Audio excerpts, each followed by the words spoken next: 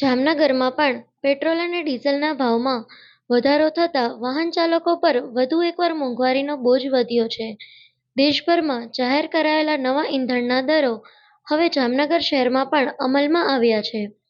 વૈશ્વિક કાચા તેલના વધતા ભાવ અને આંતરરાષ્ટ્રીય પરિસ્થિતિના કારણે આ વધારો નોંધાયો હોવાનું માનવામાં આવી રહ્યું છે.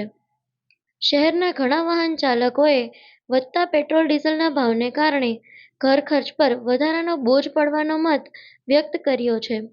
હાલ વધતા ઈંધણના ભાવને લઈને શહેરમાં મિશ્ર પ્રતિસાદ જોવા મળી રહ્યો છે. પેટ્રોલ ભરાવા અત્યારે હું આવ્યો ત્યારે ખ્યાલ આવ્યો કે ભાઈ પેટ્રોલમાં ભાવ વધારો થઈ ગયો છે આજે 3 રૂપિયાનો.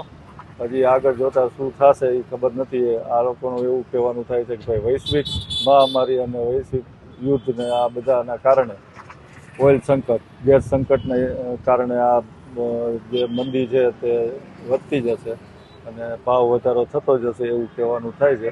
તો દેશના નાગરિકોને ખાસ અપીલ કે ભાઈ સમજી વિચારીને રહેશો ને વાપરશો અને જામનગરના અને દેશના દરેક શ્રેષ્ઠીઓને આગળ આવી અને બધાને પબ્લિકને અપીલ કરવા નમ્ર વિનંતી.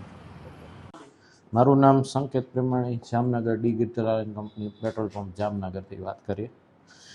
જૂનો ભાવ પેટ્રોલનો હતો 94.49, નવો છે 97.47, એટલે કે 2 રૂપિયા ને 98 પૈસાનો વધારો પેટ્રોલમાં. ડીઝલમાં જૂનો ભાવ 90.15, નવો ભાવ 93.24, એટલે 3 રૂપિયા ને 09 પૈસાનો ભાવ વધારો સવારે લાગુ પડ્યો છે. આ ભાવ વધારો મારા હિસાબે બહુ અનિવાર્ય હતો. આમ સમજો તો સરકાર છેલ્લા 2 મહિનાથી આપણને ભાવ વધારાથી બચાવી રહી હતી. એમાં એને એક્સાઇઝ ડ્યુટી ઘટાડી, લગભગ પેટ્રોલ ઉપર 13 રૂપિયા ઘટાડી, ડીઝલ ઉપર 10 રૂપિયા એક્સાઇઝ ડ્યુટી ઘટી, અને ઓઇલ કંપનીઓને કહેવામાં આવ્યું કે તમે નુકસાની કરો પણ પબ્લિકને વાંધો ના આવવો જોઈએ. પણ લડાઈ થોડીક લાંબી ચાલી. અમુક દેશોના શું કહેવાય ડિસિઝન્સ મન મેચ નથી આવતા, એના લીધે આ થોડું અઘરું થઈ રહ્યું છે. પણ આ ભાવ વધારો હવે જરૂરી હતો. 2 મહિના આપણને સરકારે બચાવ્યા છે, એ ઘણું સારું કહેવાય.